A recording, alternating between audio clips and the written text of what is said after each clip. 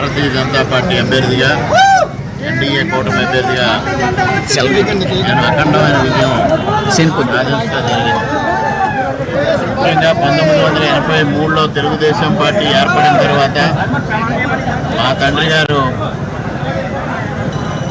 మూలారెడ్డి గారు మొట్టమొదటిగా 1983లో 23,000 ఓట్ల మెజారిటీతో గెలుపొందడం జరిగింది.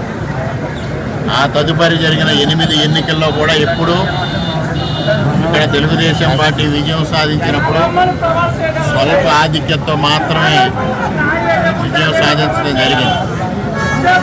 కాంగ్రెస్ పార్టీ కానీ వైఎస్ఆర్సీపీ కానీ భారీ ఆధిక్యంతో ఇక్కడ విజయం సాధించడం జరుగుతూ ఉంది. అటువంటిది ఇవాళ మరలా 1983 గుర్తు చేస్తూ ఇవాళ 20,000 ఓట్ల మెజారిటీ నాకు యనపతి నియోజకవర్గం ప్రజలు ఇవ్వడం అనేది ఒక అపూర్వమైన విషయం.